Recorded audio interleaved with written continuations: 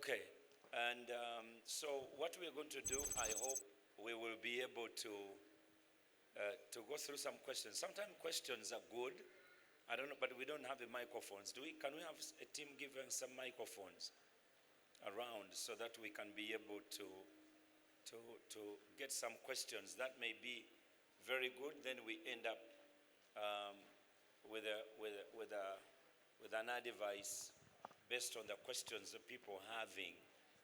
That might be good. Anybody with a question? If you can put up your hand. In any language, don't worry, don't be restricted to English. If I can understand your language, we'll take it that way. So anybody with a question? Okay, nobody's asking any question? Yeah, there is one here.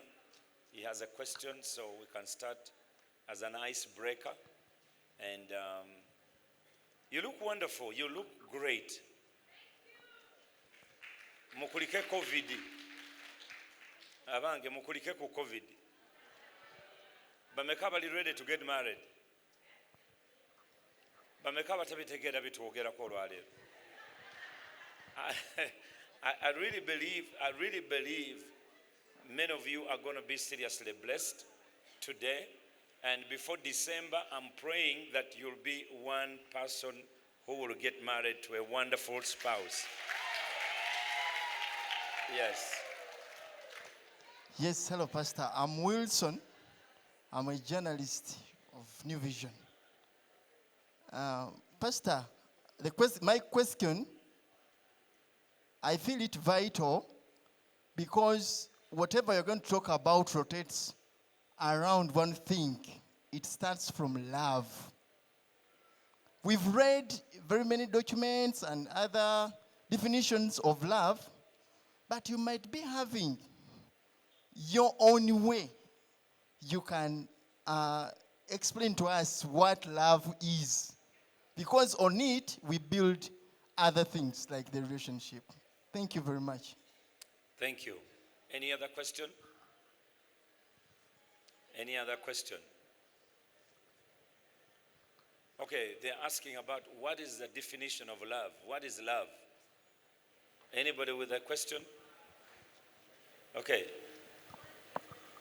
Can I have, there's a microphone here. Okay, thank you, sir.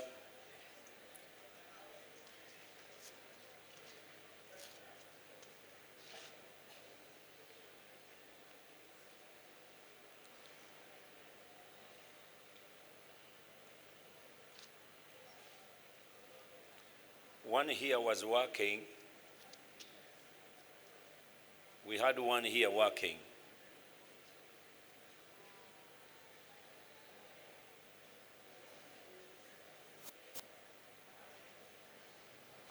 It is here.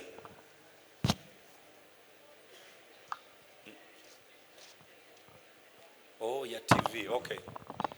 Okay.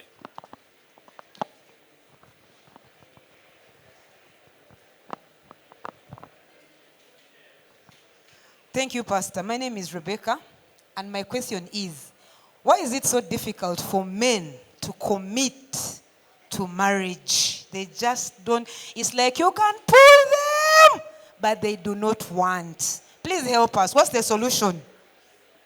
Okay, why do men have to commit? That's a good question. That's a good question. Any other question? Listen, there's another one there.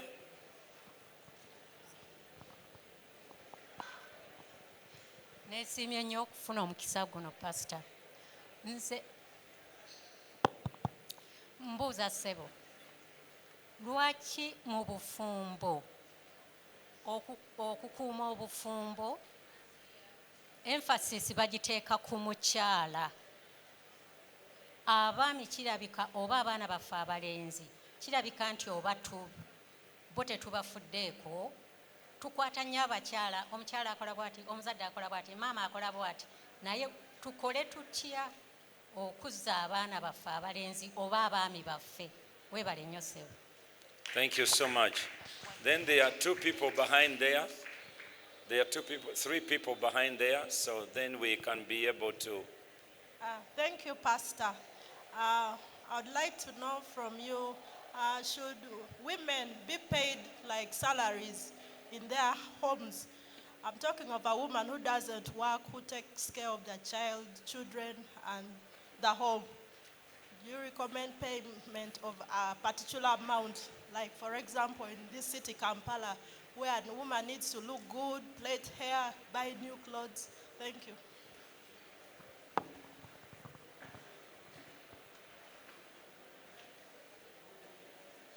Any other question? There was another one behind there. There are those behind there. Hi everyone. Yeah, the kibuzo kyange pastor kiri nti ndi muvubuka era nina gwendetinga but oyo gwendetinga yaŋŋamba nti no love is a business. Kituufu oba si kituufu?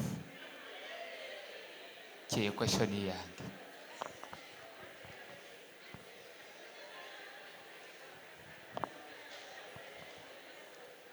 Thank you, Pastor. I'm called Damba Paul, and I've moved with my beautiful wife here. But I want to understand one thing. In fact, let me bring it to your attention. I'll be wedding on the 1st of October this year. But I want to understand, is marriage going to church? Or is marriage going to the parents of my wife and they bless us? That's what I want to understand.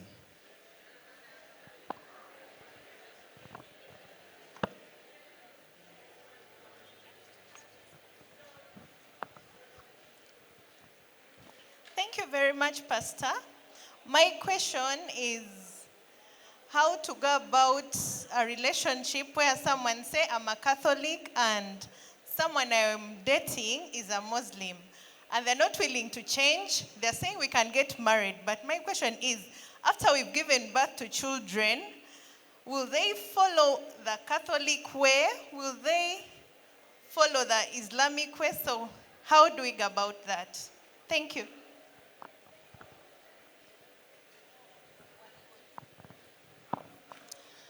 Amannya nze Nalwoga Susan. I'm a clinical psychologist, counselor, and I specialize in premarital and married as well as children and adolescents. Ekintu kimu kyenzudde Musumba Kayanja.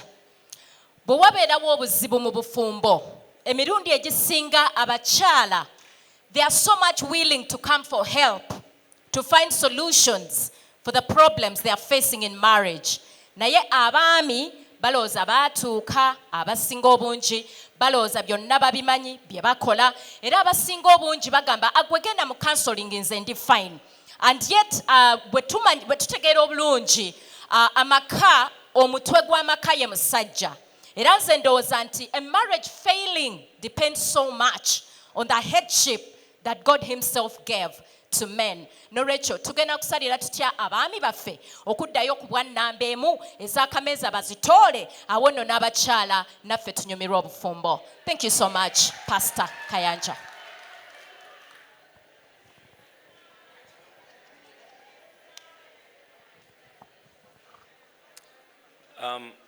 There is a gentleman behind there. If you can take him a mic. There is a gentleman behind there. Then we can have that one in the blue T-shirt. So.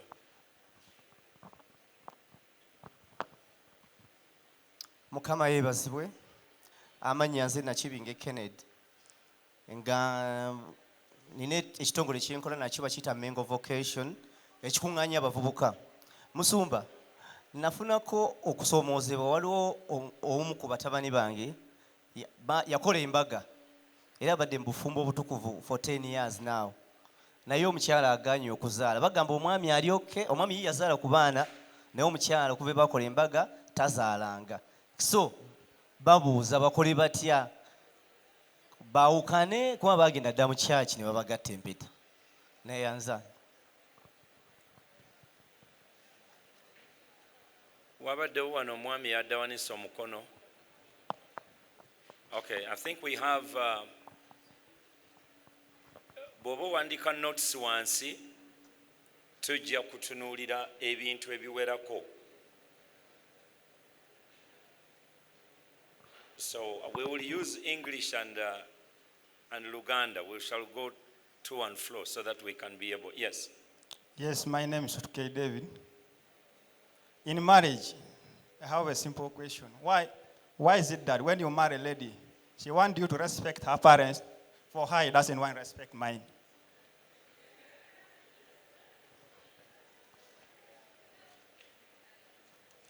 Okay, I think we can start from here, and then if another matters rises, we can.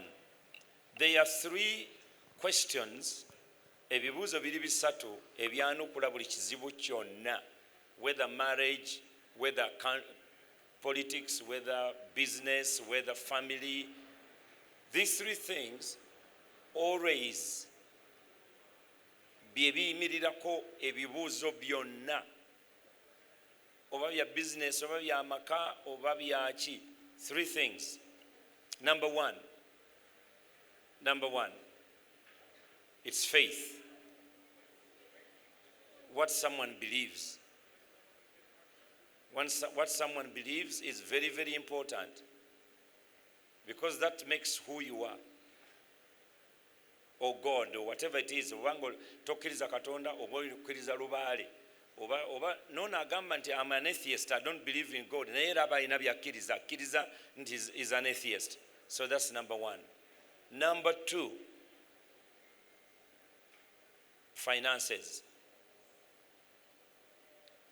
Ebintu byonna bijja genda kubimaliriza, ne bweba njala ya karamojja era ogenda obimaliriza bwoti ng'oli ku finance. Ne bwe kibeera mwana butasoma ogenda okukimaliriza nga is finance.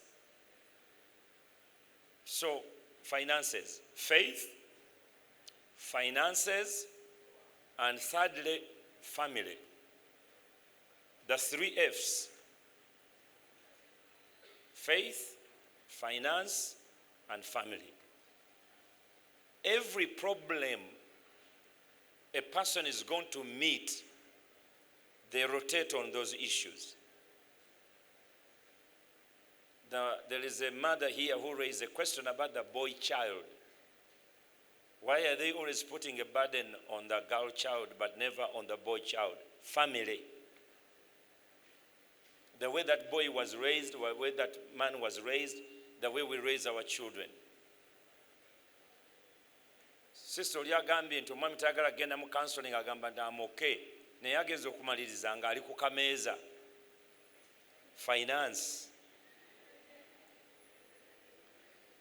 Sister oli abuuzizza, you love a Muslim man, you are a Catholic, or he's a Catholic, you are a Muslim. Now, where are children going to go? Catholic, Bulokole, Muslim, faith.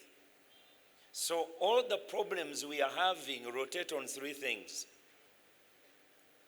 So if you're going to have a good marriage, that's why this symposium of bride and groom is very, very important. Never ignore counseling. Counseling is not only when you are getting married, but even at home, you are being counseled.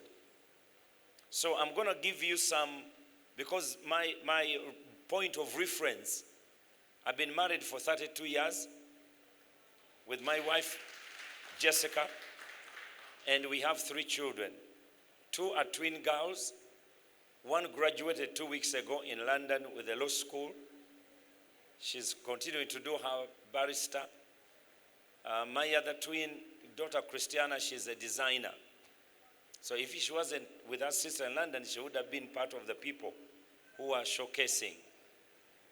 My other son did computer science and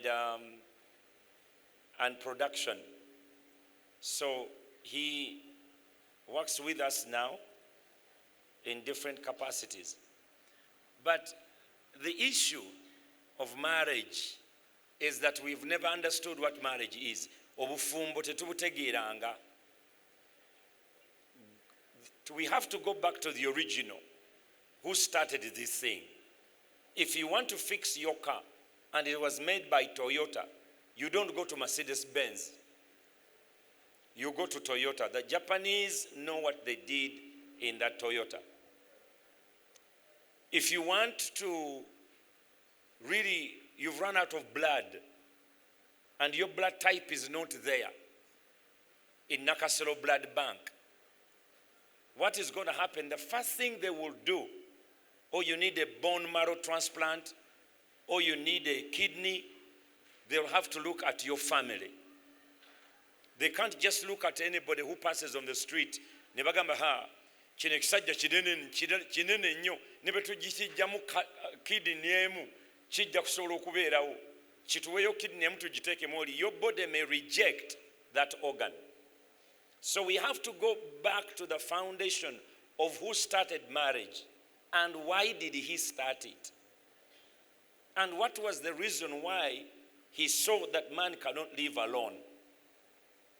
If we understand that, then every other question that we are having in the world concerning marriage will be sorted out. God is the one who started marriage. You see, for us, we get the word marriage from English language, which was taken from the Greek, actually from the Latin and Greek. So, what will feedback? Feedback, kende zako, lower it, lower it. So, the problem, kacha girako, kendeza, so that it doesn't have feedbacks. Kati, problem, kendeza, lower down, whoever the sound engineer is. So, ekizibu kye tulina kakati nga bw'olaba marriage, for us tukiyita bufumbo. Kakati kuffe mbi ani afumba?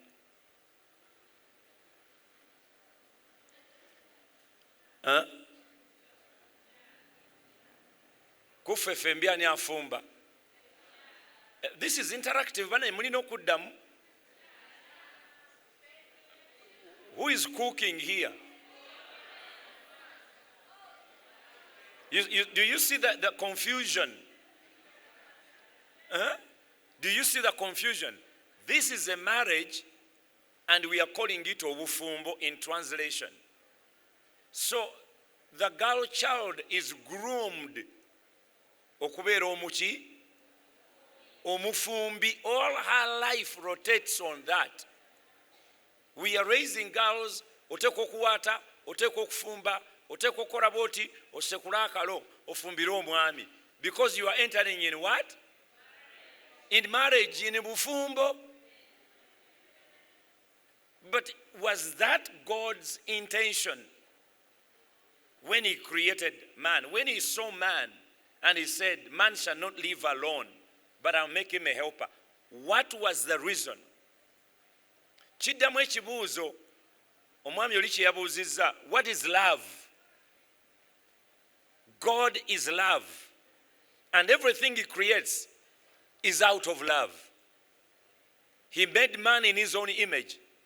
When man sinned, he came to save him, and he said, for God so loved the world. So everything that comes from God, the owner of marriage, is about love.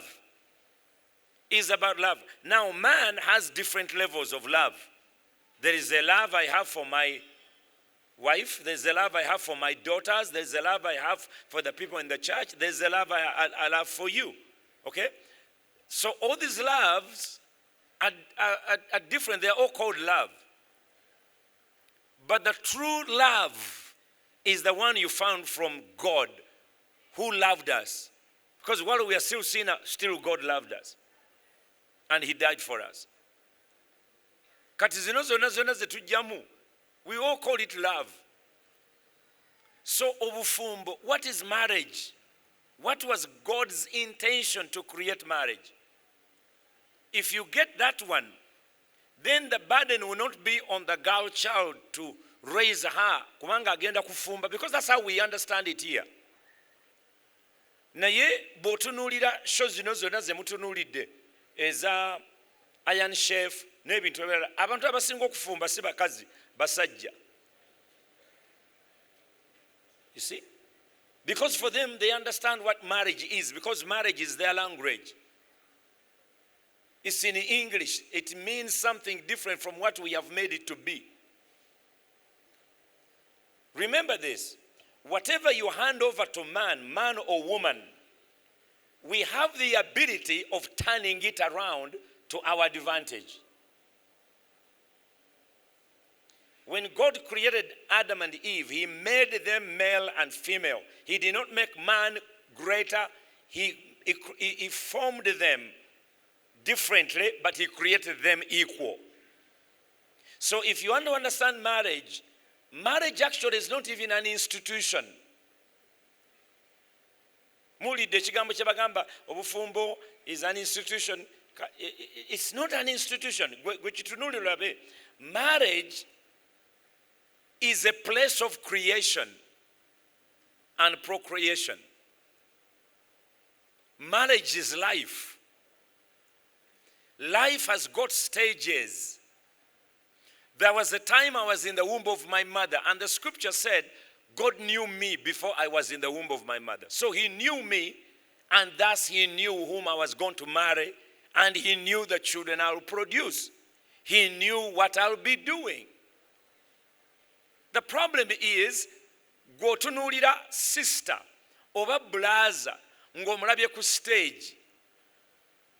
Ku stage kw'omulabidde akyali mu nursery, omulabidde mu primary, omulabidde mu secondary school, omulabidde ku university. Naye ono gy'agenda gwe tomanyiiyo. You don't know this person.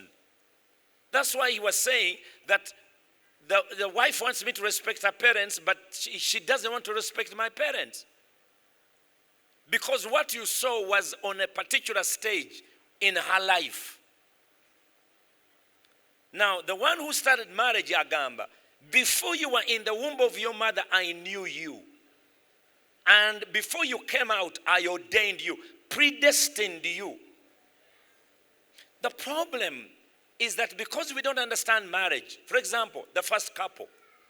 When the first couple were created in Genesis, they were not born, they were not babies. None of them put on diapers. They were already grown up. They didn't have a natural parents to raise Adam. This is how you handle a wife. This is how you handle a husband. The parents were not there. God made them grown up. Because Katonda kyatonda, akitonda nga kijjudde. Kiyinza okukola ensobi, kiyinza obutamanya kikyogambye, naye Katonda kyatonda, akitonda nga kigezi, because Adam was very wise, very intelligent. He named all the animals. Ne Eve bamuleta, yamumanyirawo, naga you are bone of my bones, flesh of my flesh. And yet he was not there. He was sleeping when God put the rib out, but he knew. Marriage, we need to draw back a little bit before we enter marriage.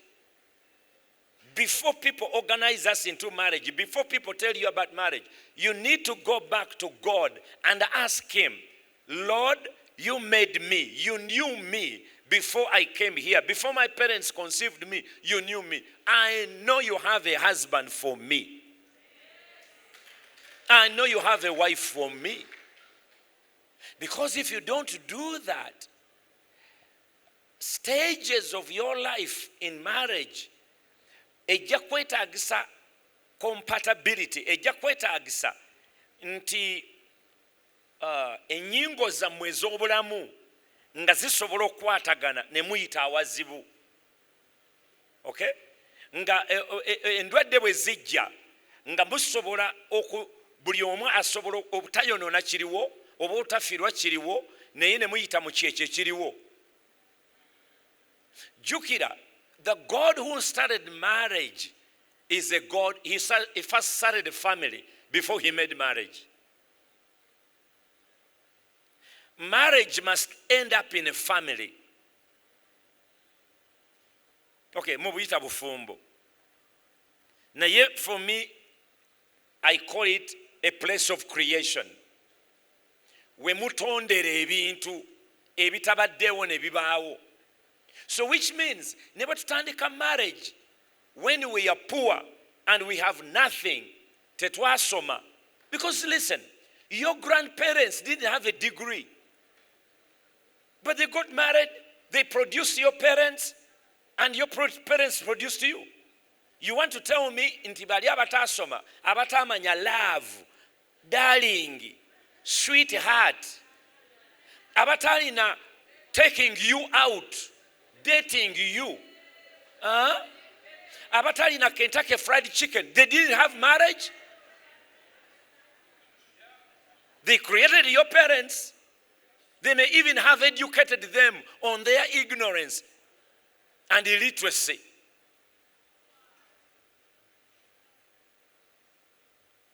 Nze omwami twantwalako ku beach, ontwalako gye ku beach, ntegere nti you love me. Your grandfather jjajjawe yamutwala ku beach yawa.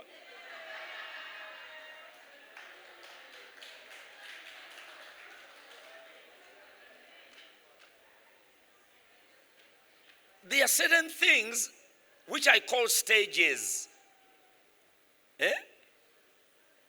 Stages ezijja mu marriage. Very good example. We got married. We took 5 years before we had a child. And when we got a child, when Jessica got pregnant, we were in London. Because she has taken long, we did not know she was pregnant. The program was so hectic. I was speaking 3 times a day.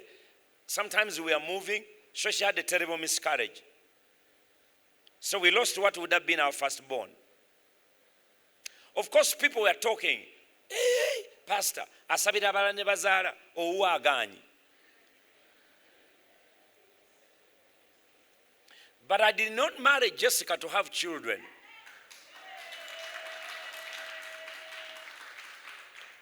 Never attended that they still would have been my wife. Because I was not marrying a baby producing machine. You see, once you start understanding, a very good example is the first couple, Jembagambi, Adam and Eve. First of all, they did not have anybody to counsel them, to raise them. They were created grown-ups. Why? Because God does not babysit. Once you understand your God, you will know that my God does not babysit. Katonda does not change diapers. That's why, write down this point. If you're going to get married and you're staying in marriage, never call your wife mommy or your husband daddy. Because you can't sleep with your daddy, you can't sleep with your mommy. You see? So that the things that we have turned marriage to be is completely what marriage is not. What marriage is not. She's your lover, call her sugar plum, beredene.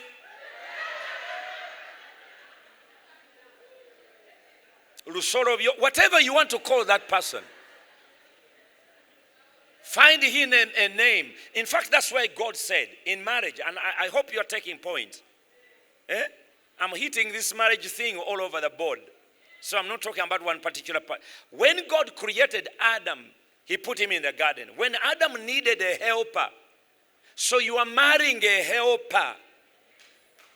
Before she is your cook, before she's the mother of your children, before she's a support of your life, before she does anything, she is your what? She's there to help you. Your husband is there to help you. Now, a helper is not your slave.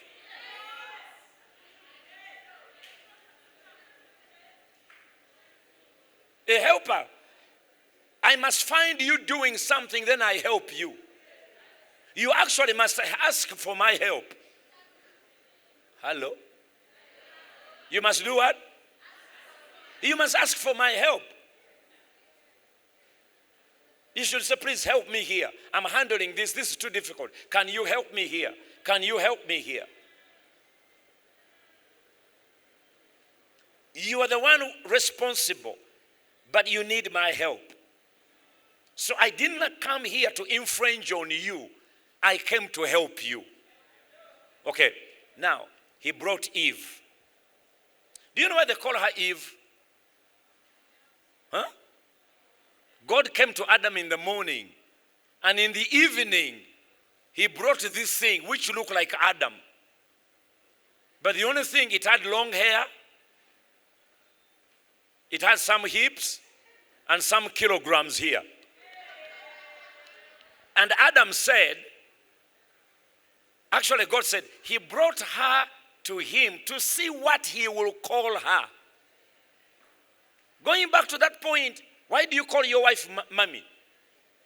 Kati ate abaana bammwe banamuyita ki? Gwe omusajja omukulu olina ekiwalaata ng'ekyange ng'oyita mukazi wo mami, nga n'omwana omuto naye agamba mami, kati baby yaani wano?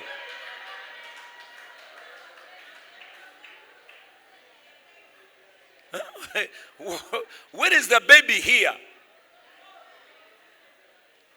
Where is the baby? Yes, lwaki some of you ladies, you've spoiled your husband. Your husband naye awuliranga baby.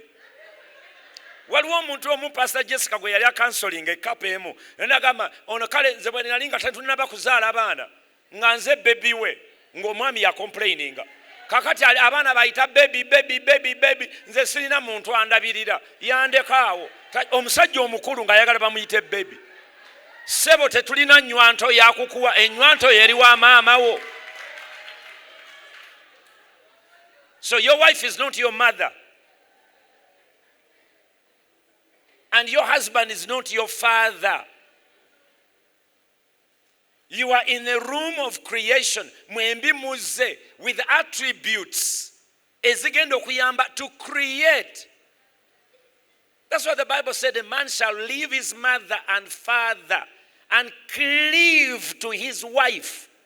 And then they will create their own family. Whereby the man is the head. Aboluganda. Omutwe bagutema ne bagusuula wano kaakati fena tudduka. Kubaga gutiisa. Omutwe is useful as long as it's on the body. Naye omutwe gulina responsibilities. Gulina okulaba, which is vision. The man is the visionary of the family. The man is the brain, because on the head, the thinking is done in the brain. Yalowooleza family, yalabira family, yawulira family kye yeetaaga, yayogerera family yagiwa okukkiriza. So the vision of the family is on the head. The thinking is in the head. Naye Mr. You, bw'omala okulowooza n'okulaba, bw'oba tolina the neck na shoulder na bigere kutambula, byonna by'olowoozeza bifiira mu ggwe. Which means, yes, Mr., you are the head. But in order for you to function, tutegeere nti ddala oli muntu, you need the body. And that is what we call the family. Marriage must end in a family.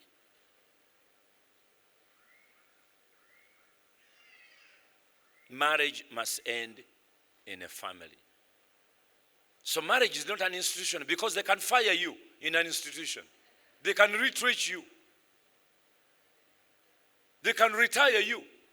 Shovulaba some people in marriage never beera pastor kati ne baani akera kumacha nagamba myaka 2 mu omenda mbadde naawe kati gwe nkuretire nze kanfuneyo akato. Marriage is not an institution. Marriage is life. Is two people born in different homes deciding and seeing qualities eziri mwoli. No. Kakati bw'obanga wandabako, kati nganze ndi muwanvu nsinga Jessica obuwanvu. Kati Jessica nangamba nze nfumbirwa musajja muwanvu. Nze nanga nfumbirwa Jessica kubanga mweru alabika bulungi. oba anjirira oba muwala wa profesa oba yasoma oba alina kino oba alina kino. Kakati bwe tuba nga tuvudde mu Uganda nga tugenze ebweru, where those qualities does not matter, what will happen to us? Ye bwe nfuna accident nenduziga amagulu nembeera mu kagaali, do I cease being a husband? Kubanga yali ayagala muntu muwanvu, kati ate nze ndi mu kagaali nyimpawadde okusinga ye. Ekitegeeza qualities on which you determine to marry someone is not only facial looks. Nazo nno nkulu, kubanga marriage erimu okukola ki? Bayibuli egamba nti alaba. Tell the person next to you, gamba okulaba. Sikuwulira. Sikuwulira. Bayibuli etugamba ffe abasajja nti alaba omukazi oba omukyala, tamuyita na mukazi, agamba he who finds a wife. So in marriage you don't find a girl or a boy, you find a husband and a wife. So let me drop another ball. You girls, don't look at a man, I need a man. In 70s, there were songs which was used to be saying, every woman needs a man. You don't need a man. You need a husband.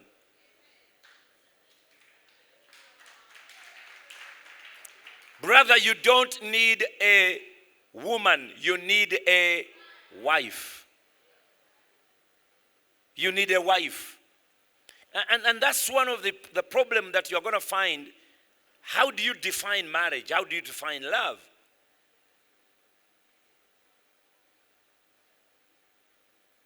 You see, the love in a marriage never gets cold or hot or hottest. It's constant. You are ever loving.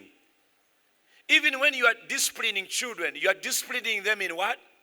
In love. Even when you are correcting your spouse or your loved one or your husband or your wife, you are telling him, but honey, this is not good. When you do this and do this, it's going to hurt us. When you overspend money and you buy these things, we don't need them. We can use them because at times are tough. I know people are not doing well economically around the world, but we have children to educate. So I don't think this week doing your hair is as important as paying school fees for this little kid. She will not think, era gwe oyagala ndabike bubi. Lwaki enviiri zange zikuluma? Wali tonnampasa nga sirina nviiri? Bandange ndekere enviiri.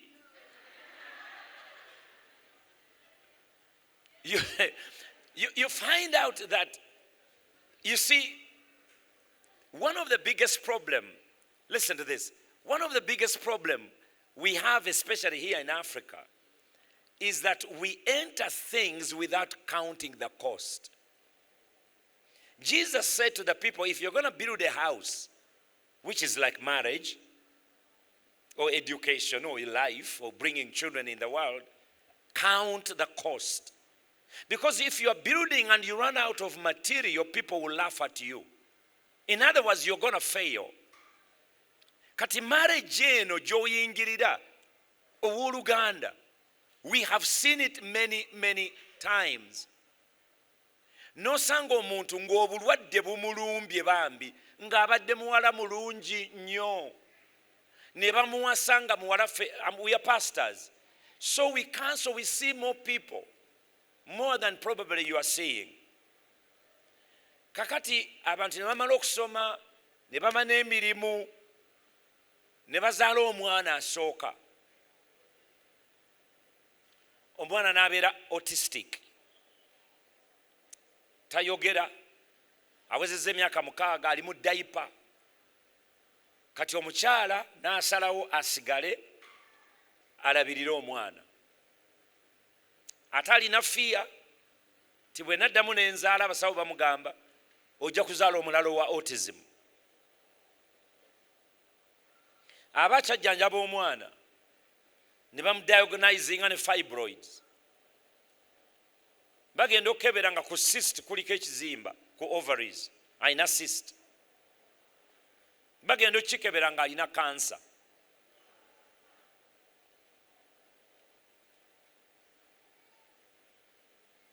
Most men will pack and leave. Nawasa kiwanyi, nawasa omukazi aliko ekikolimo.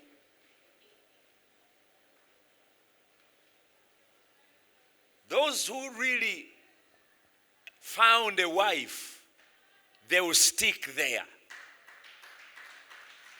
They will make sure the kids get the help he needs. They will make sure the baby is treated, the wife is treated, and they overcome. I know a couple which went through that. But the man was so dedicated, so loving. He stood there with his wife. And when they went through this process, Ababuza, we had a guest who had come to church, and he was a medical doctor. So nembagamba baba counseling. These people had come from Germany. Nebabatunuli omukyalo. Omwami n'agamba, no, you don't really have to go through this thing of chemo and other things. Let's take you, since you have a kid of autism, let's give you a trip to Germany. You come, both of you, your husband, your wife, and the kid. And they went there. When they went there, they found a school which can take care of their kid in Germany. When they looked at the woman, really the situation was not as bad as she thought. Now they have 3 children, healthy children. Their marriage is very, very strong. And the wife has stayed in Germany. She studied psychology to help the little kids. So out of her need, now she is treating so many kids with autism who had suffered. And she's traveling from country to country, speaking in conferences. So in marriage, he knows how to turn things around for your good. Chovola marriage, you go back to the one who started it.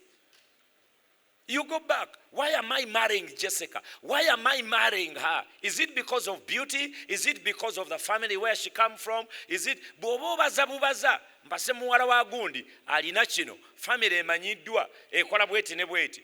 Bono muwasanga ba byabufuzi bwe bana losing obwa member of parliament, then what? You see? Now wasiza muwala wa minister bwe bana mugoba.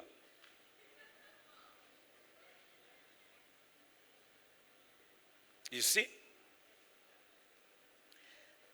A mistake we always make, we marry not our wives, we marry their parents. Never marry the parents of your wife or your husband. Anti mukyala wange ava mu family ya maanyi balinana chiri. Hey, when the economic downtown comes, what will you do? That's why marriage is a room of creation.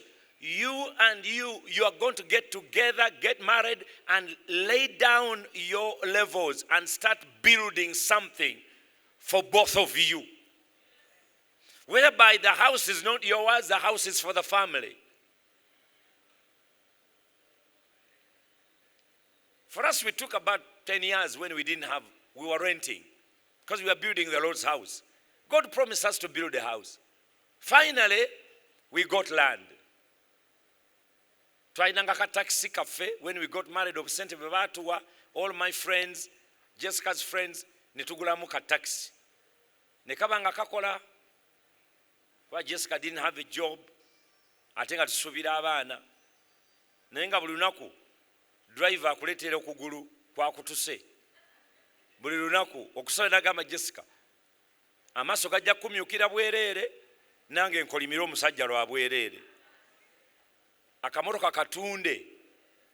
Tuba kakatunda, somebody offered us land. Watch what God does. And then we finished God's house, we started building our house. And the truth of the matter is, Jessica asked me, ettaka tuliteke mannya ki? Ne mugamba lwaki ombuuza, I was abroad. Ne mugamba liteke mannya go.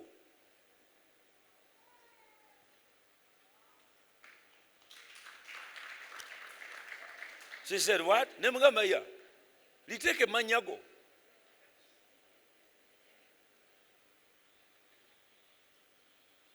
But tulizimbako ennyumba n'ongoba, it's okay.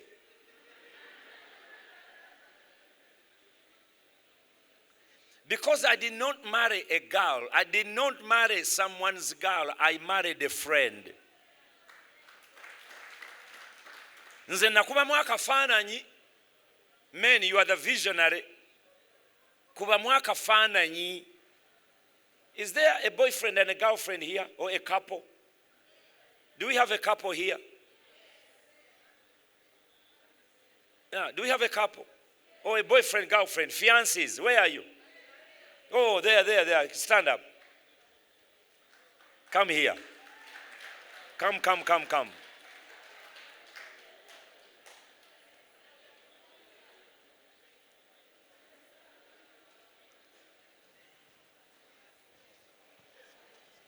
Oh, they have to pass. Okay, they are coming on the stage. But I want to tell you, I want you now to start envisioning these people.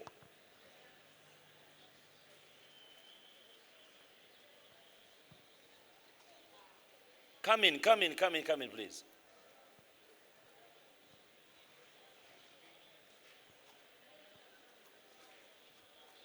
Mbadde manyi nti bajja kuyita wano buli omu asitule munne ng'amuwanika. Okay, come here, please.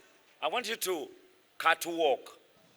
Are you husband and wife or fiancés? Boyfriend and girlfriend. Walk over here. Catwalking.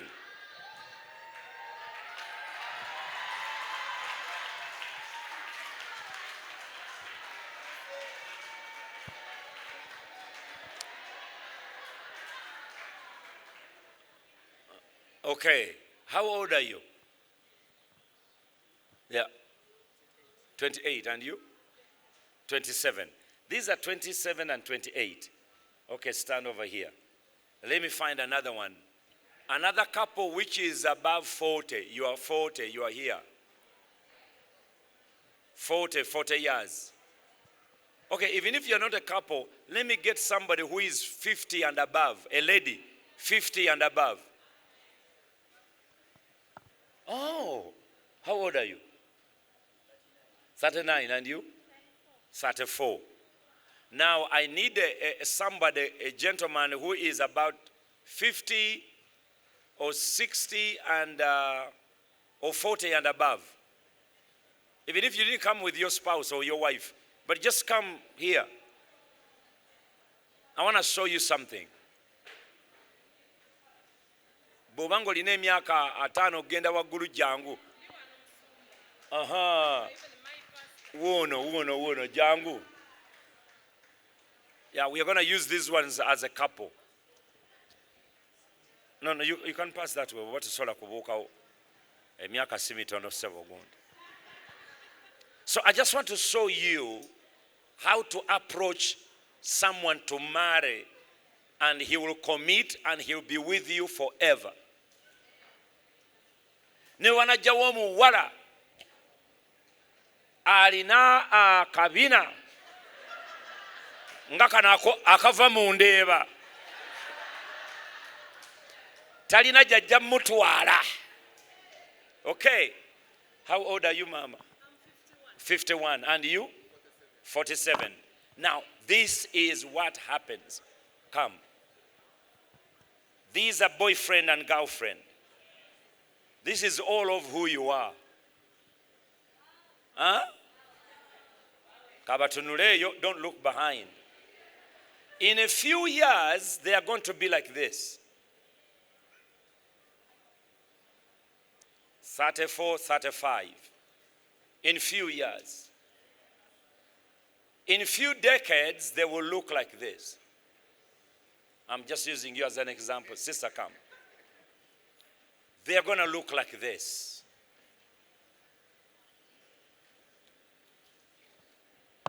In another decade, they will be 60. And another decade, they will be 80. In front, right now,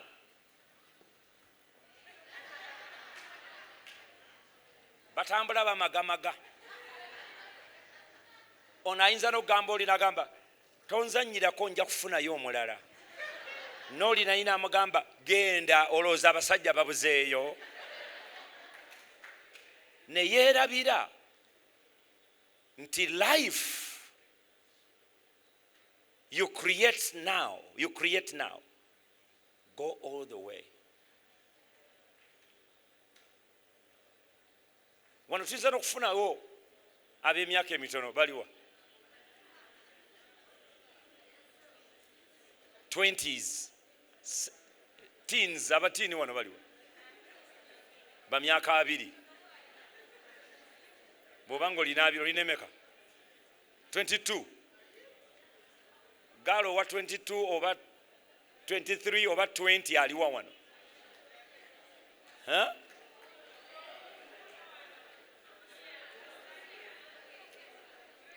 Olina emyaka emeka? 14. Jangu 14.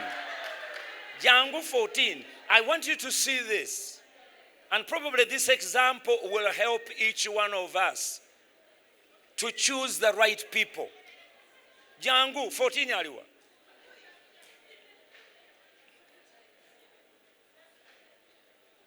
Jangu. Itawali. Waliwo n'omulala eyabadde wano. Waliwo boy wa 16, 18. Jangu eno mujje eno. How old are you? You are 20. This one is 22. Katufuneyo ne 14.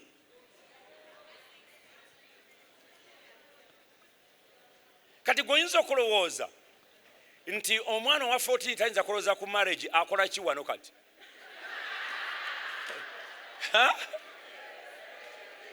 Ogenda n'olowooza nti abaana abato tebasande kulowooza ku marriage. She's 14. What is she doing here?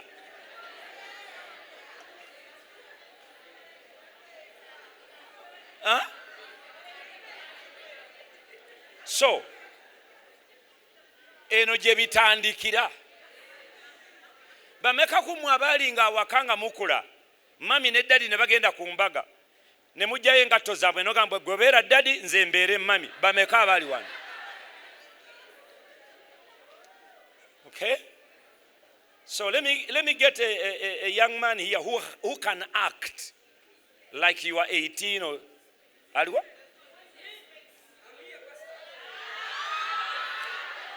How old are you? Huh? How old are you? 17. Jangu. Hurry up. So, this is where everything starts. But if everything starts because of sex, because of the family you are marrying or you are seeing the girl from, because of education, because of status, we will never end up with a marriage. Because marriage is not all the above I've told you. Marriage is people who love each other, who have discovered immediately one we bitandikira. Teenage years. Never graduating ku 20s. Never early 20s, late 20s, early 30s, tuli mu 50. And it will continue up to this level and this level and this level. If you don't see it that way when you are engaging yourself in marriage, then she will become a sex object.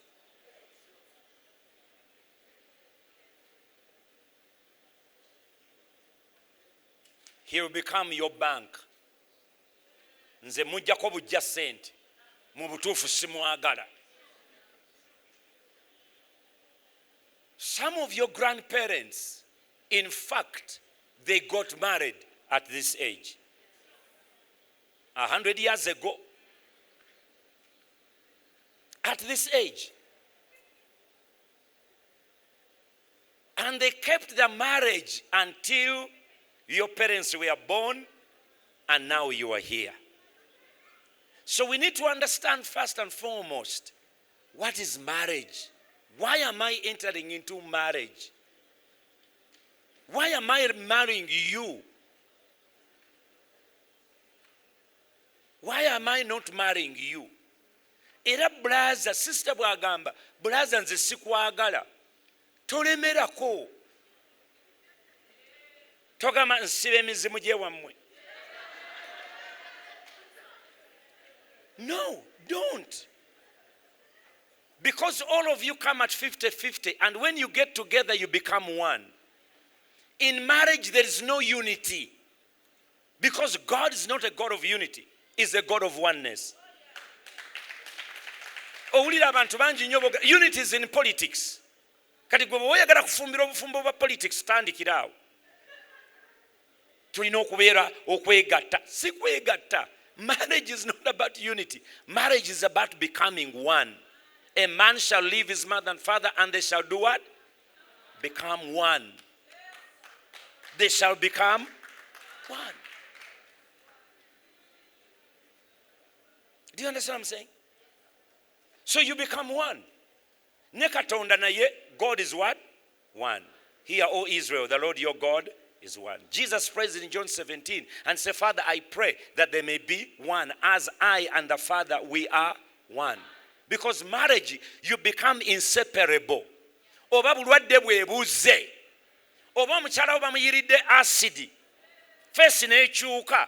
That is your wife because you married. Now, I want you to turn around. Look at, no, you stay here. Turn around. Do you know that you're going to grow and reach this level?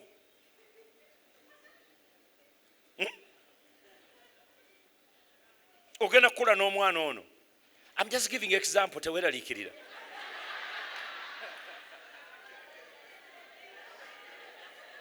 Wano wennyini muyinza okutandika obulamu n'abantu ne babawagira ne mutandika obugagga.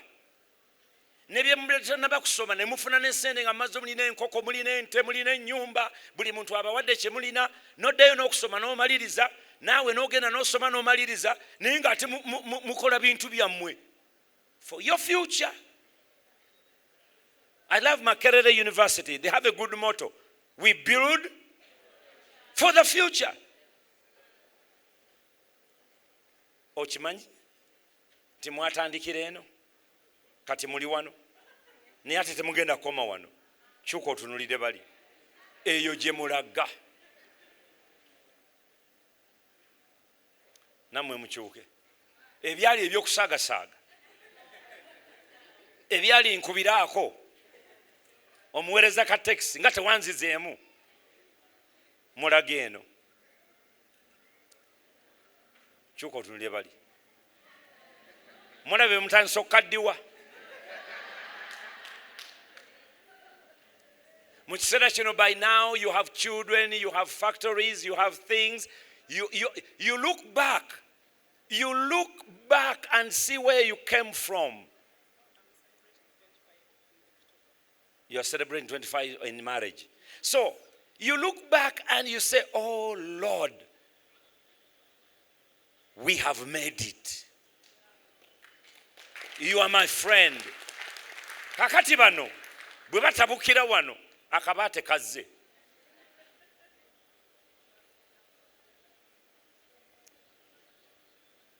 Mutuule wansi.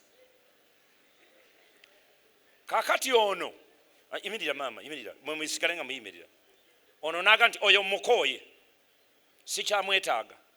You are no longer my friend. Ngenda mubano nenonyezeeyo akalenzi kange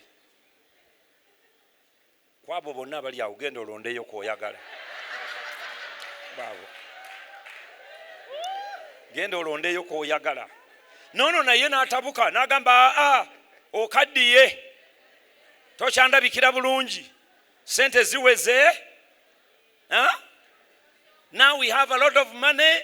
Kangene mfune yakato. Sebo nawe gendo olonde yakateri. No, we are acting. Yeah, this is not real, but we are acting. I want these young people to know the decisions we make when you are infatuated or bewitched or I don't know what happened to you. Nze bulijjo ngamba nti abakola cartoon aba America enjaga gye banywa ffe tetuginywa because they come out with all kinds of characters you have never seen. And in marriage you can't always come out with new characters. You can't come up with new characters. You chose a character you wanted to build your life with. So mama go bosooka ogende wefunire akalenzi akato ku layini wano okaleete wano sebo sokodde wa ojjekolo genda weerondereyo akato.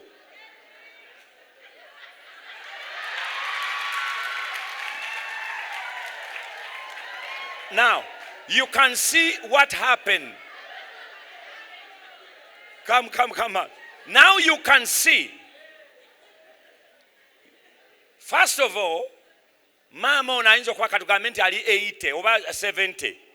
Okay, sente alina afunyeyo akato.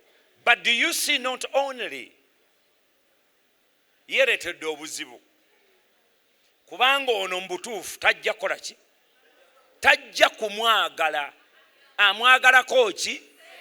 Sente azitwalira ani?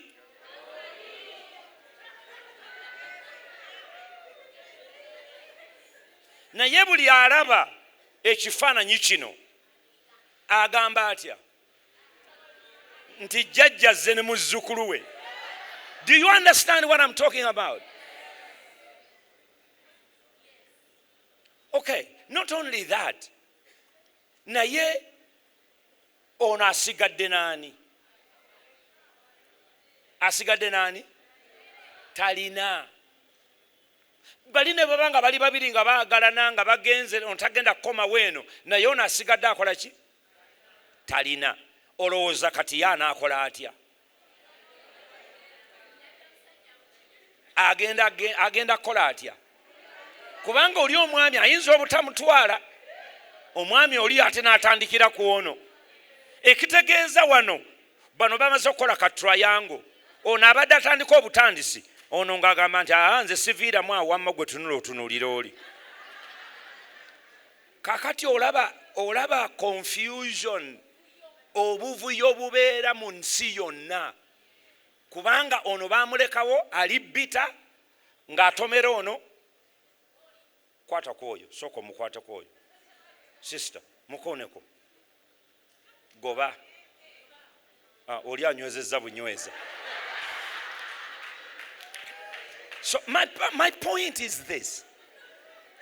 Marriage is never only one marriage safe. All marriages must be what? Safe. Amasebo jangu olondeyo.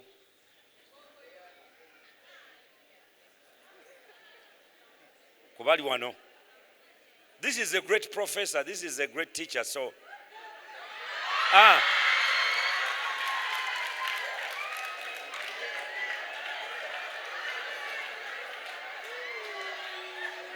okimanyi lwaki alonze oyo? Kati ali mu competition n'oli. Do you understand what I'm saying? Watutte kato nange ndeeta kaki? Kakati denje eri bweti nti oli yalesa akato kana akato kajja kukola katya? Kajja kuzaala. Naye maama ono takyakola atya?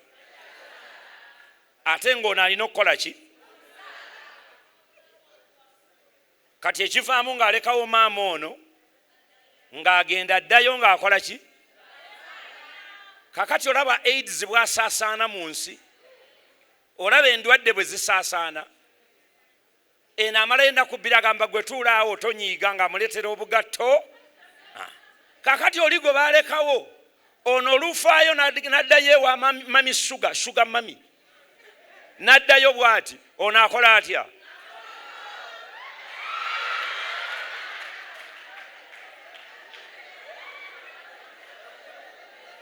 Kakati no njagala mwetegereze. Njagala mwetegereze kino. The danger in this, because we are given power to create or procreate. Kakati ono oli yali tannabagenda yamuwa olubuto n'azaala omwana. Aba ali eri ono naye n'akola atya? Naye n'amuwa olubuto naye n'azaala. Kakati n'oli yali agenda w'omwami oli yagenda naki? Olwono bw'atuuka era eri naye n'akola atya? N'azaalayo abaana. Kati laba embaga. Kakati omwana w'oli ajja kukula ajja ayagala omwana waani? Tebeemanyi. Bonna bali mu masomero ge gamu. Ono ayagala owooli, ayagala owooli. Ekyo kye bayita inbreeding. Mwenna mulyoke muzaala abantu nga balyanga abambuti, ng'obwana bwonna bumpi bwe buti, kubanga omusaayi gwe muki? Kati ekivaamu endwadde ebeera y'emu. Ffe abalunzi b'ebisolo tukyewala nnyo ente eri mu kiraalo kiri okujja okulinnyira ente zino. Na wano n'ezaalawo abaana abalala. Era bwe mmala okumanya nti nze nnina ente ennume, bwe mba nga ngikooye sigiguza mulirwana, njiguza muntu wa kyalo kirala. Enkazi sifaayo naye ensajja njiguza walala. Lwaki? Kubanga nja kukera ku makya ng'ente ya mulirwana erinnyidde ente zange, ereeta obulwadde obubeera mu musaayi bw'otamanyi. Y'ensonga lwaki ennaku zino sikosero yeeyongedde nnyo, sukaali yeeyongedde nnyo. Marriage is not something to play with. Marriage is not something to play with. Katonda yatukwasa to create ourselves. This is not a laboratory woogezesa oba kino kinaakola oba tekiikole oba kino kinaaba bwe kiti. Ate another thing we need to learn about marriage. Thank you so much bannange. Mubakubireko mu ngalo our characters. Naye era ne bwe mufuna kakati essaawa eno mbagattirawo kubanga lwa mukaaga. Ate wali batundawo soda n'ebikomando olwo nga tukola reception nga biwedde. But listen to this. One of the things that you have to understand about marriage, that's why in your family you are raising a husband for my children. You are raising a wife for my children. Marriage is not something to play with. That's why it has to come out of love. Kati mbakomeza ku age eno ey'abakulu bano, naye abaana abo bwe banga beegendedde abafunye mukwano gwe gw'anaakaddiwa naye. Everybody does not think about getting old. Endabirwamu zino zirimba. Ogitunulamu n'ogira oti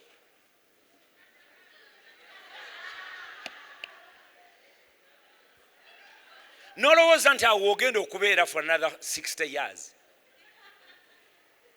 Naye time ejja kutuuka okaddiwe nga muli babiri mu nnyumba. Most of our children have grown up now. The boy is soon going, getting married. The daughters will get married. Mu nnyumba togenda kusigalamu aba ne Jessica. Y'ensonga lwaki when you are treating omanyina again ekintu kya marriage kinene nnyo, probably we need a whole day. But thank God for bride and groom. Era babayitanga mukomangawo. But watch this. Time ejja kutuuka nga I'm not as strong as I used to be. Kubanga ngenda kuwangala emyaka 15. Nga nja kwetaaga omuntu ankwata ku ki? Agane jatootekka sana. Nga ne speed yeno tekyaliwo. Nga n'ebintu obiraba ki? Double. kakati omuntu gw'abonyabonyanga mu bufumbo agenda okufumbira ekikero okirye. Because couples don't think about those things. You rather be with someone you've been with all your life until you die than in between bringing someone abaza amanyi kyayagala. Aka kino ekisajja kyazaala n'abaana nawali ne kizaalawo nawano ne kizaalawo kati nze ndi mu maka nze ngenda okusalawo kye ngenda okukola. Pensioni yonna agiteeka wali ate tonna gojja kaabira ye mukyalo ow'omu maka. Abaana bo ne bajja bagamba ajja kubagamba you get out, this is my husband, I don't want to see you. Onookola otya? Many of you are finding it very difficult to talk to your father or your mother because they were spoiled. Someone is controlling them. So marriage is not only getting happiness today, but it is also the most secure insurance about the years to come. Holy matrimony is the most secure insurance that you can take on your life and on the life of your loved ones. Because in embeera nga si ndwadde sikyayogera sikola bwenti, I know Jessica will take care of me. I know she will not throw me out. I know she will not turn around and say, owange buli muntu akoowa. Akasajja kaagala nnyo ffene ate kako kakutuse n'ekiwalaata. Mbadde nako emyaka 3 mu eki. Owange nange ndi muntu. Ng'okwagala kwa Katonda bwe kutakoowa, ne true love of a true spouse will never tire. Will never tire. Okay, lwaki abaami balwawo nnyo to decide, to commit? Look in the Garden of Eden. Adam was okay, looking for a helper. He went among the monkeys, giraffes, chimpanzees, and the Bible says he did not find anybody. Then God said, you should not live alone. In fact, this is true about men. It is true about men. You ladies need to know it. Katonda ye yamugamba you should not be alone. Oba oyagala oba toyagala, yensonga lwaki most of the men, me inclusive, wabeerawo time lw'obeeranga the other things on your mind, because you are the eye, you are the ear, you are the mouth, you are the nose, you are the breathing, nga be preoccupying this major step of marriage. Because ne Satan ayagala obeere free to completely damage your future. Kakati buli muntu ajja ng'obadde olina by'okola nga you a man, kino abakyala mukigenderere.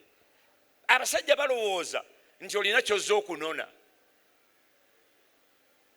Subconsciously.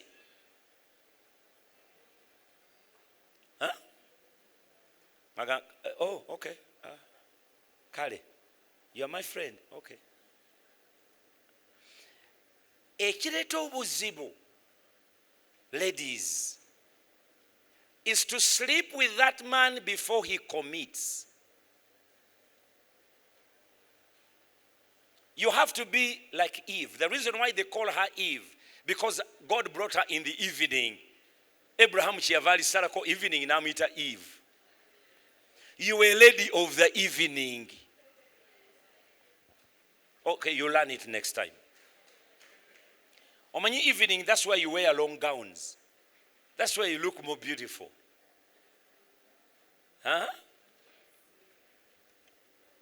Eve did not sleep with Adam when they were in the garden. She cooked food for him, but they did not sleep together until Adam had decided you were mother of the living. sina walala wendaga gwe ngenda okubeera naye. Bible egamba in chapter 4 and Adam knew his wife Eve. Chapter 3 teyamukwatako. I'm being as plain as I can. Ekizibu ekibeera ku sisters is that you quickly which biri satu nya njagala kujja kulaba woosula. Ojja kulaba byotalabangako gwe. Onoonyaayo ki?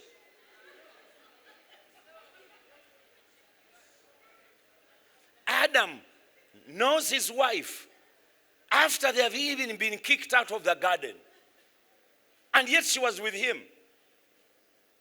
Ekyokubiri, basista, ekizibu kye muba nakyo olowooza nti bw'otuusa omusajja abadde talya mmere. Adam was in the garden before Eve. Olowooza yali alya ki? Hello? Oli olukwana myezi 3 banekandabye ye saati yongera bikabulala kanzije nkuyamba okugololera ku ngoye. Oyinza obutafuluma nnyumba eyo.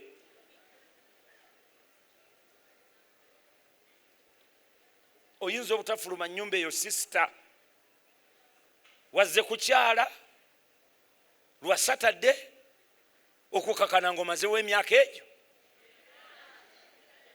Abewa mwe babuuza yigundi yalagawa nti ali wali mu kazigo. Nze kinewuunyisa. I'm so shocked. Eve arrived in the garden and Adam said, hey Eve, don't touch that tree. They told us not to touch it. Eve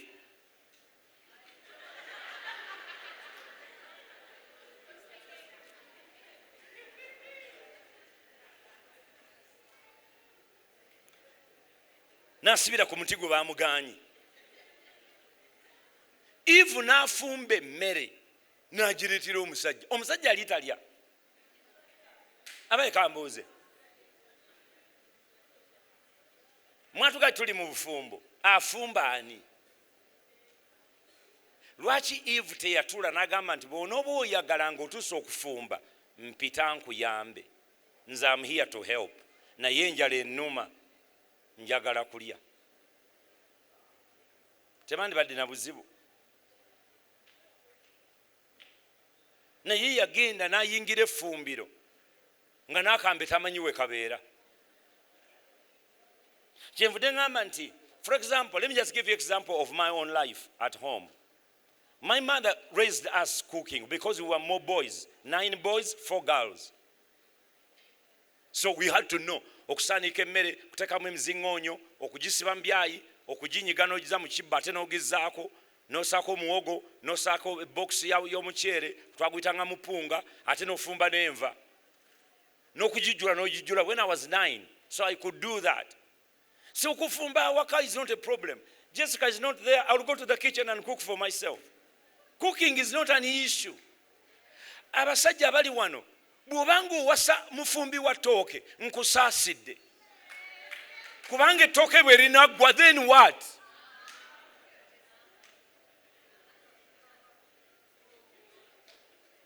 Marriage is not about cooking. Kubanga bwe mbanga bampadde ekifo kya bwe mbasada mu London nga wembeera oba nkola mu kitongole, famire yange eri Geneva, nze ndi wano nkola mu Uganda, nazze kujjanjaba Ebola oba nazze kukola ntya, ndi doctor, sijja kunoonya nfumbira mmere. Nsula mu hotel Serena, basasula emyezi 6, breakfast weri. So it's not about cooking food. Marriage is not about cooking food. At any given level, life must be better than yesterday. You hear me? Don't dream of marrying a wife or a husband. Mubeere ku kyalo, mutaka koko mwami yakagoba. Lero mwatwagala kulya ku nkoko, kale omwami n'agoba enkoko. Negenda nesala oluguudo. N'agikwata n'agireeta, n'asala, n'okalirira, n'ojjayo oluwombo, omwami n'omuwa ekifuba. Kentucky fried chicken eri wali. So it's not about that. Eriyo abantu abali extremely busy. I know a couple, Ugandans, extremely busy. A man is a neurosurgeon. A wife is a judge. He sits in cases atwala ne file awaka egy'emisango. Balina abafumba emmere, balina abayera ennyumba zaabwe, balina abagolola engoye, balina abatwala ebintu abatwala n'abaana ku ssomero. They have no time. A wife has no time to go to the kitchen. And the husband has no time to sit around and say, akati ate, kozo obagambye otya, biringanya, niba na omunyo nga mugukozesa nnyo. So what kind of life do you want to have in your marriage? The life you want, you must create it. You must create the life you want. That's why if you're looking for a job, omwani alina omulimu, anaakuwasa, ate kukubanga alina omulimu, n'akugulira DSTV.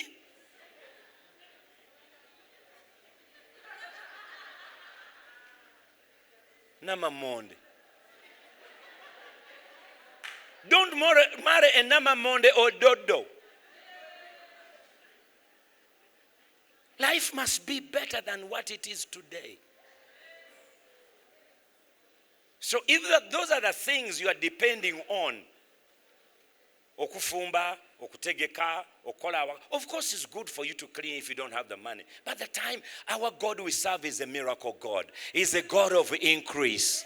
Your life is not going to end where it is today. It's going to get much more better. That's why you go back to the author of marriage and you find out why did Adam. That's why Adam produced 2 children. The first children killed each other. Cain killed Abel. God cursed Cain. And then they produced 2 more. That's it. We never heard about Adam, but they lived 930 years. Marriage is about life. It's not an institution. And so my advice will be, pray to God, look at the qualities someone has, love those qualities. Don't love the body because body chuka. Hello?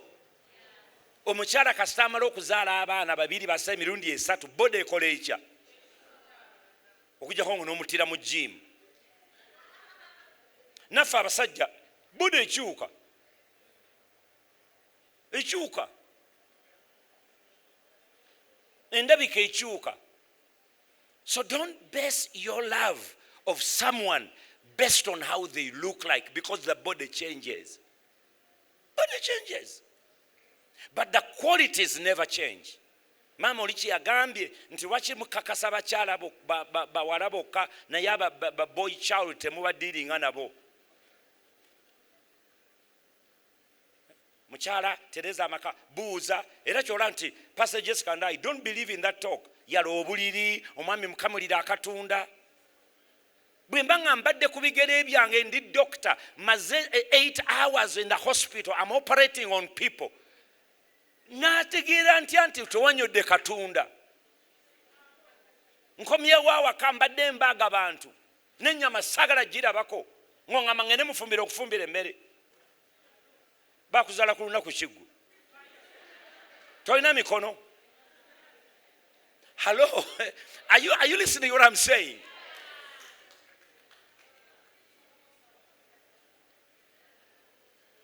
Abange, do you believe that life is more than those jobs we do?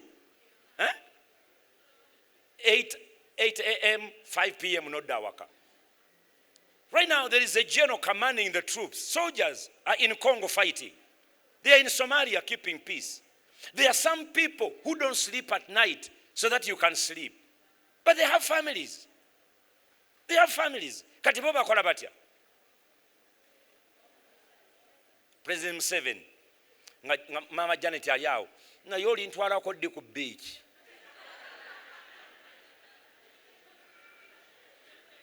I'm not saying going to the beach is bad, but I'm saying build a life. Osobola okuzimba obulamu bwammwe n'obugagga bwammwe mu kifo ky'ogendanga ku beach musulire ddala ku beach. Because the other part of marriage, ekigiretera okubeera essanyu, is when you are now enjoying the fruit of your labor. Wealth creation. Wealth creation nkulu nnyo. And you don't have to be a genius to do that.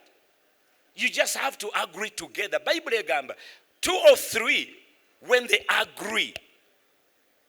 2 or 3 when they agree. Because in unity you compromise. I compromise here, you compromise here. Marriage is not about compromising. I'm not compromising anything. Jessica is not compromising anything.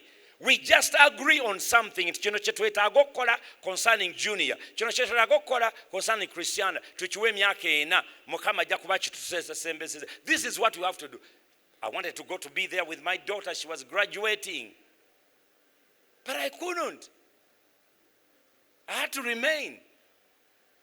And she had to take the children. There are times she remained and I traveled.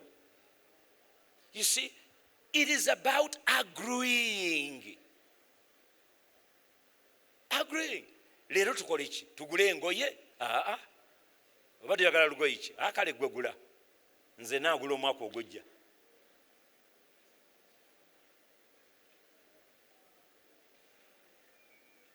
Lastly, before I take on the last question, waliwo omwami baali bamaze 36 years in marriage. He came, his wife was divorcing him. And the wife was divorcing him on 2 points. They were poor. The lady raised the children. She worked and educated the children. But the status did not change for them, but the children's status changed. And the lady said, Pastor, this man has never even said to me, thank you for loving me. Even on Valentino, tantwalako waire dada okumpa akamuli. Naga nti omusajja muleka. So the children came from abroad. They came and said, Pastor, cancel these people. I cancel them. Mwami naga nti omukyala munange nandekawo. Ne mugande lwaki akulekawo. Nanga mukyala ga musumba mukama akulage mwoyo omusajja oyo alina empisa embi. Ne mugande okali kansabe. Bwe bajja okuba checkinga ne mbawulamu abamu ne mbateekamu another part of the office, another part of the office. Ne nkwata omwami ne mubuuza mukyala nga amaze okumbuulira naga nti ogolaba oyo. Njagala musumba Kayanja ogende omugambe ajjeko ekkooti. Gwe musalira amagezi ekkooti agijjeko agiwanike wali eyo gy'ayambadde nze nagimugulira. Mugamba agijjeko agiwanike wali olyoka olabe. Ebituli byonna bijjudde ensawo z'ekkooti. Kubanga oyo gwolaba agenda agula ekifu ky'enkoko n'akikweka muli. Emmese ne zijja ziruma ensawo. Mumuli awo no binyeebwa ye ng'akyuka bw'ati ng'aluma ekifu ky'enkoko ng'akizaamu.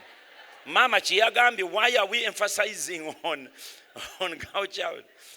Kakati omwami ne muganda sebo njagala kusabira naye ekkooti soko giwanika wanaga ekkooti yange gindekere. Ne muganda naye maama alina byaŋŋambye ebinyiizizza. Lwaki okola otyo? Naganda omanyi oyo mukagiriza abaana batuweereza ssente yagamba mbu tukyasasula amabanja g'abaana, tukyasasula kino na kiri, tulina okuzimbira abaana.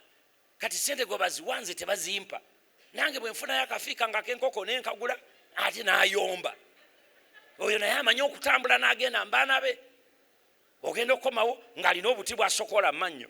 Atalidde ennyama alaba n'obuti obw'omu mannyo. These are people have been married for 34 years. Omukyala ne mubuuza kizibu kiddala ky'olina ky'olabira ddala. Naga nti oyo tampangayo yadde akamuli ka Valentino.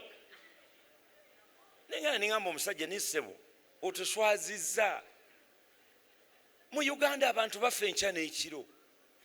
Buli wabeerawo omulambo wabeerawo ebimuli.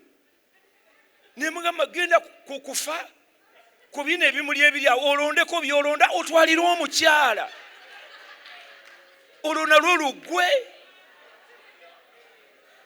Omukyala mutwale mu lumbe abafu b'ennaku zino babbufe. Gwe muganda tutambuleko nga muyite muntu nga bagenda gabula mmere ya bulumbe. Lubaako ennyama, lubaako enkoko, amala okulya eyo omuzza awaka. Lwaki otuswaza? ng'abasajja. They were divorcing on literally nothing. Marriages single bunji, they are breaking not because there is something fundamental. Very small thing. Others is infidelity. Obutali bwesigwa. Others poverty. Others kwerabira gye mwava. Byonna bye muyiseemu mutuusa ozimbye n'ogamba kangende kuwoli. Naye kano ke tulabye aka 14 we kalikulira katandika okujjanjaba mu ddwaliro ng'osigaza amanyaaga mu kibuno. Ng'osigazaaga mu kibuno. That's the problem. Nti marriage is a journey.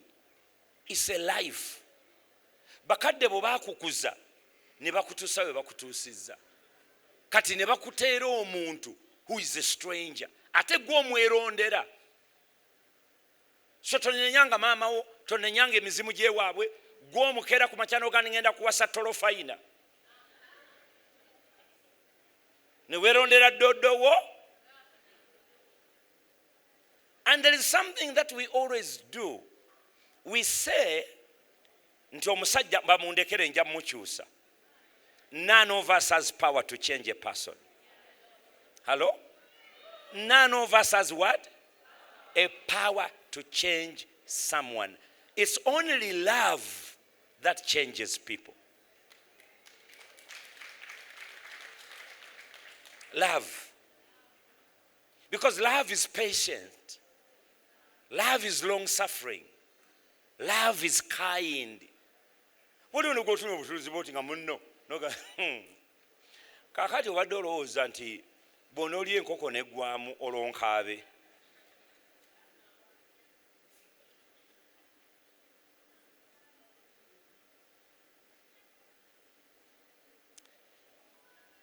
Lastly, wano mu Buganda ne mu Africa yonna nabadde ngamba nga nsomesa abasumba ku Thursday the other week. Nembagamba, look here. How do we overcome poverty? Very simple. Nagani mu abasumba bava mu Buganda wano. Baga nti Kabaka yasooka, Omuganda yasooka bamuyitanga Kintu. Yalina ki? Ente ye. N'agenda ewaggulu Katonda awase muwala we gwe bayita ki? Nambi. Nambi yalina ki? Enkoko ze n'obulo. Tusooke tuyimirira awo. Let's stop there. Kakati emyaka gyonna mu Buganda baagana nga abakazi okulya amagi n'enkoko. Ng'Abaganda beerabidde nti Omuganda yasooka omukazi yalina ki? Enkoko naki? N'obulo. N'obulo ng'omwami yalina ki? Ente. In other words, marriage erina both of you contributing, however small it is, to create a life is worth it. So mukyala gwe tojjanga mu marriage ng'ogabana ng'omusajja anyambye mbadde nfa mbadde sinake nina bannange wanyambye nnyo. I brought my 50% and you brought your 50%. When we add it together, we create one. He's a contributor, you are a contributor. N'okubeera obubeezi awaka sisitoli kyagambye tifa babeera awaka banasasala y'akasaala. No one pays you salary. You are building your own business. And not business. You are building your own life. You are building your own life. Why should we pay you? Kati n'abasajja bajja gana ogenda okola gaye bane nze kansigale nange enkumbe ku baana mukyala gwe genda okole. Bayibuli egamba nti omusajja is a breadwinner. It is an honor. Musajja gwe ogenda okuba bloka n'okima amazzi ku kyalo n'oleetera abaawaka ekyokulya. It is an honor okola any kind of job no making sure nti at least omwana asoma. Bayibuli egamba nti omusajja ono yali muzibu w'amaaso ng'erinnya lye ye Battulumaayo mutabani wa Battimaayo. Ekigambo Battimaayo kitegeeza mu Lwebbulaniya blind person. So a blind man yazaala blind. ye n'abeginga n'akoowa ng'akaddiye n'akwata omuzibe mutabani we n'akola atya n'amutwala naye abeginge naye nga bonna bandibadde batuula waka nga tebalina kyakulya. Yesu bwe yamuzibula amaaso kyemanyi nti yaddayo awaka n'akyusa famire yo n'ebizibu bye yali erina. Abaana be tuzaala mu bufumbo buno obutukuvu be bagenda okununula enkya. Eddogo lyonna lye tulina mu Afirika, eddogo lyonna bandoga tebanjagaliza biva ku dysfunctional families. Dysfunctional families. Kubanga okira ku makya omwami n'avaawo n'awasa omukyalo omulala n'azaala abaana. Katonda ali mu maka n'aga nti kanyingiridde kankatambulire. Oli naye bw'agenda bw'agenze eri musamizi omulala ng'aga nti mujjawo yakuloga. Nga naye akola ssente alogemu ono. Kakati amalogo ne gabeera bwe gati. Ono aloga ono, ono aloga ono, ono aloga ono, ono aloga. Abaana ne banga tebaagala kusoma beekwasa ddogo.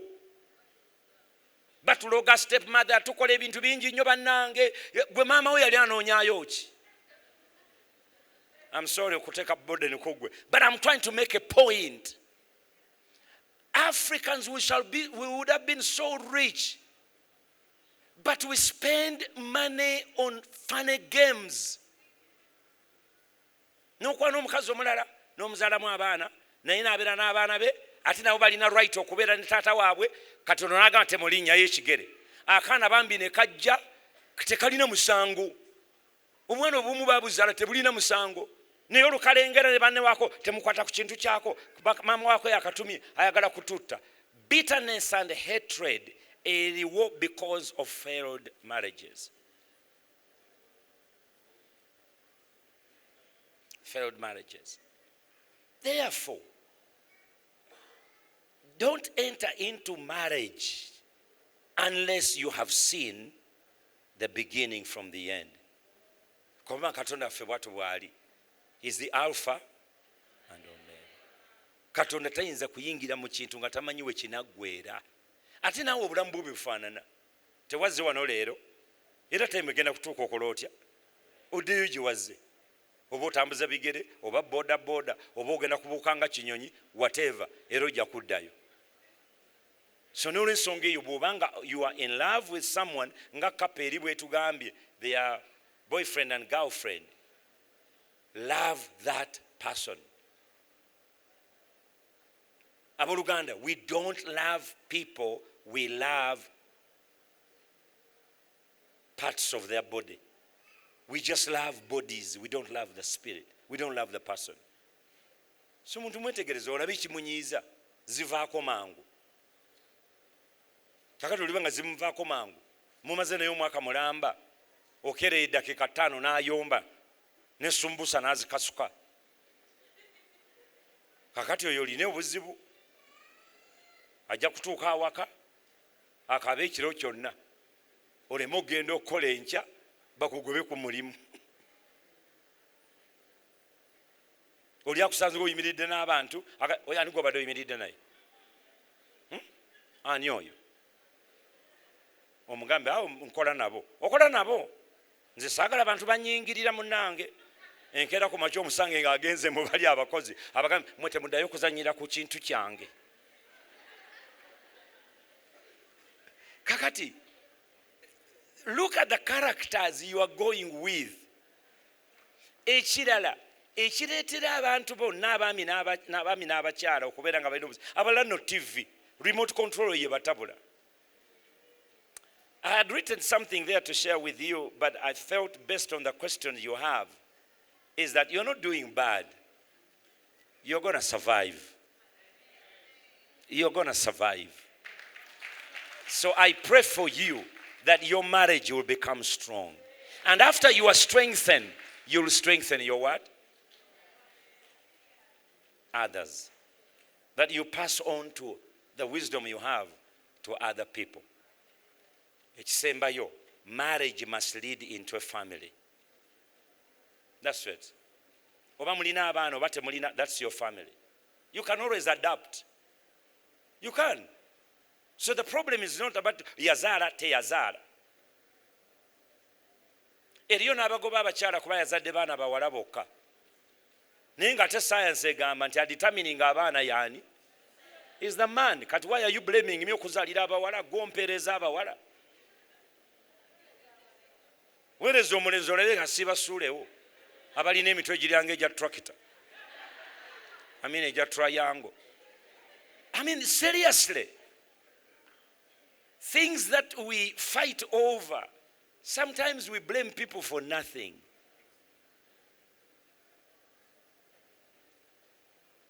Ye omwana omuwala tasika n'abakyala wa Bungereza si muwala. Musibye mutano banyabo ne bassebo. So partly ignorance na yombi. Ignorance na yombi. You don't want to marry someone who is poor, because you're the one going to make him rich. You'll work together. You'll pray for them. You'll encourage. You need to marry someone who will encourage you. Who will encourage you? Nagambo gundi. You look good. Olabika bulungi. Leero nno njiriddeko. Sikugamaga ha obana olero kyabadde ki. Come on.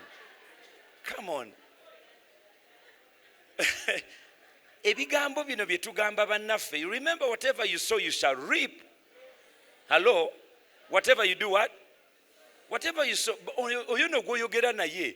Anaddala mu abakristaayo oba abalokole abakkiriza Katonda. Omuwala oyo gw'omistreatinga muwala wa bosuwo. Muwala wa bosuwo. Bwe obeera ng'oli mulokole bosuwo ye Katonda. Oyo omuwala oba omukyala oyo taata we yaani ye bosuwo. N'omusajja oyo gw'omistreatinga mutabani wa bosuwo. Kandi abe boona okuuma omulimu. Hello? So my point is simple. Marriage jekubira ekifaananyi.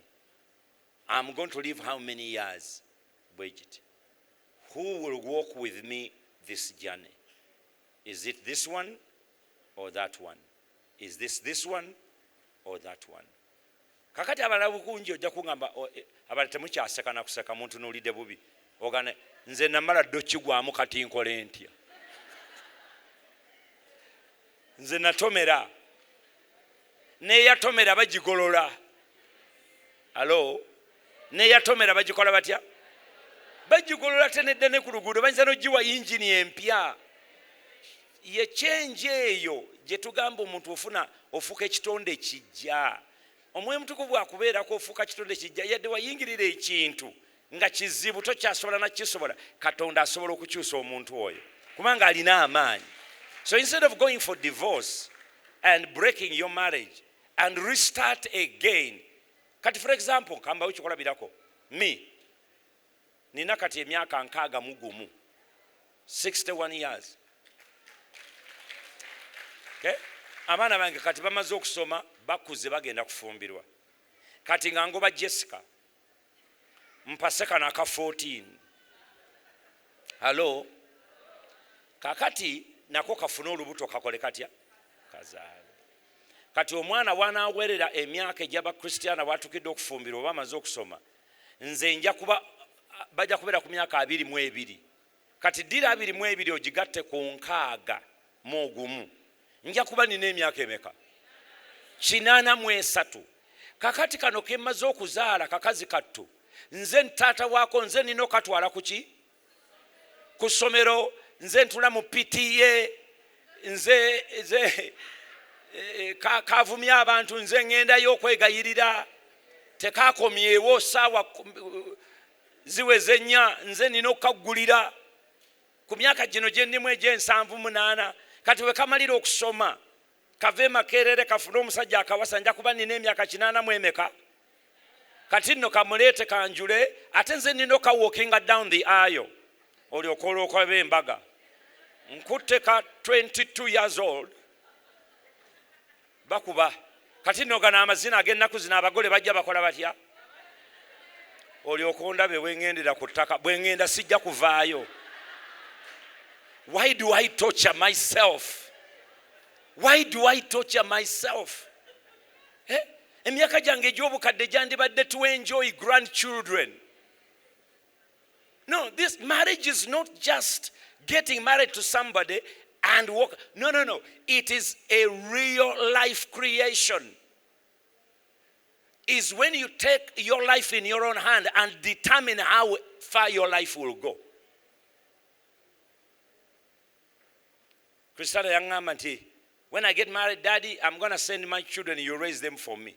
Because you're a good daddy. Ne mugamba obaleeta, nja kubukuba obuze obwana bu. Nabo n'abana nawe ebbanga lino lyonna atondeetera obubwo nabo bumbonyebonye. Sooka omala okubukuza bwe buliweranga 20 awo. Ne bajja bandabako nga ngamba, hey, grandchildren, tugende tukamente. Ijaha, toshere nte. Tusooka kuŋŋamba nti ogenda obuleete. Kakabe ekiro nneme okwebaka. Maze emyaka 22, emmeme enkuba, pu, aliruddawa, pu, ebibuuzo, pu, atondeetere n'akano kantawanye kajje mu kisenge, neebaseeko, bandeetera akatonda. Grandpa, never, kuzaakaanako.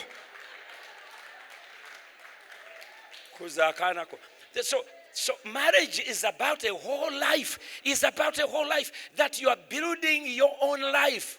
Otandika wano okyali buto. Yensonga lwaki never discourage those 14, 8 when they come to you and talk to you about marriage. Talk about mwana gwe. Ebintu wabitandise ddi. Talina kye yatandise. Abuuza bubuuza. Era bajjanga nagamba bannange there is so and so ng'ayogera buli ng'omugamba ya. But the journey is long. Naye tomugamba tomugobaako bantu. Tomugobaako bantu. Naye mugambe gundi. Omuntu oyo gw'oli naye. Lwaki tomugezesa? Bw'agenda okugula ebintu byakuwaako. Asharinga naawe. Olowooza onoobeera naye until you are 92 years old. Ogenda kwa yakomawo enkera nagamba, I don't want to talk to so and so. Why? He's mean. Ngagogamba, thank you, Jesus. Me, I believe when two people love each other genuinely, truthfully, ebirala byonna Katonda ajja kubyongerako.